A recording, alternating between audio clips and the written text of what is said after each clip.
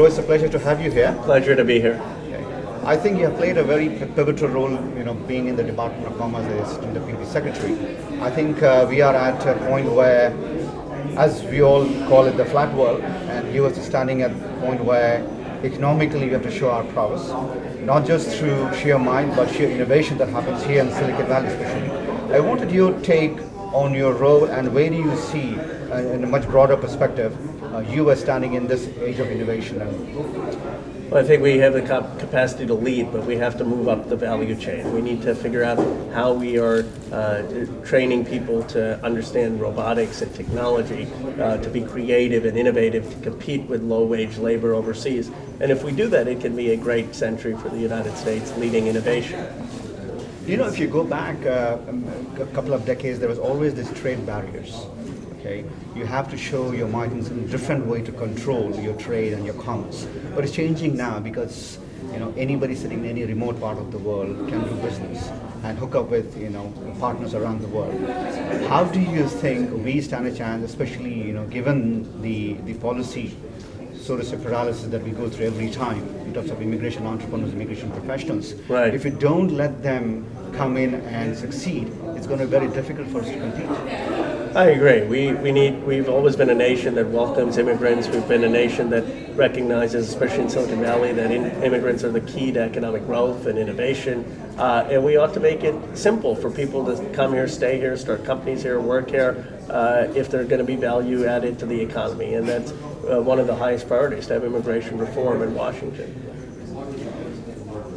The next question is, as a young leader now, trying to influence the Congress, hopefully, what is your advice to, I'm taking you back to the people who are now in high school, who are now going to college, because they are the ones who are the future leaders of this country.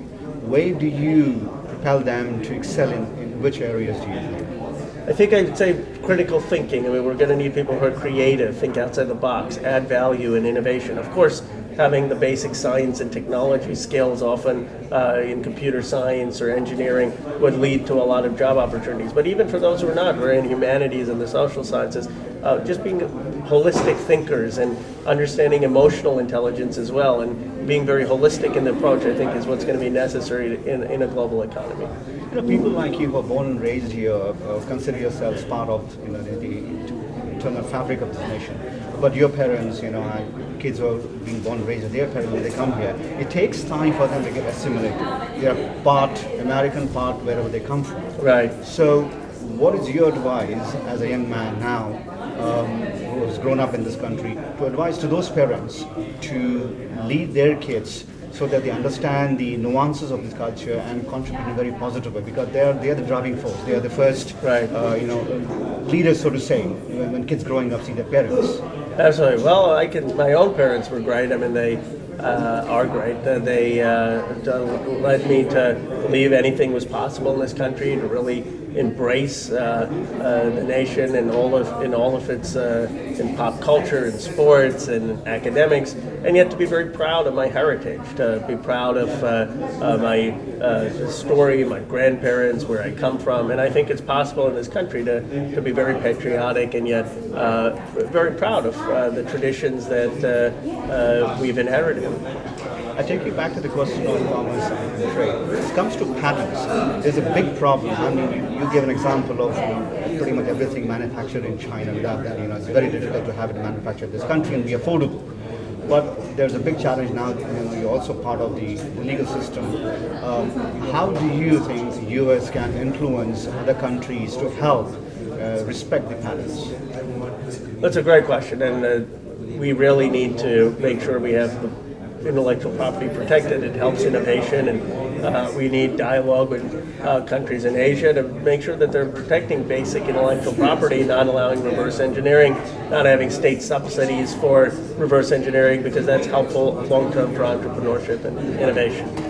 Finally, the question of entrepreneurship. Silicon Valley is the bastion of entrepreneurship and innovation. What do you think if you were to recommend 2-3 things that really need as a boost to keep Silicon Valley as the pinnacle of innovation and entrepreneurship? Immigration reform, making sure the top, best, and brightest are here, making sure that we're making it easier for entrepreneurs, tax credits for incorporation, simplifying the complexity of the regulatory regime and the paperwork they have to fill out, and then access to capital, all the money that's overseas, figuring out how we incentivize companies to bring it back here to increase investment into entrepreneurship. It's a pleasure to have you. Thank you. Great, thank you. Great conference.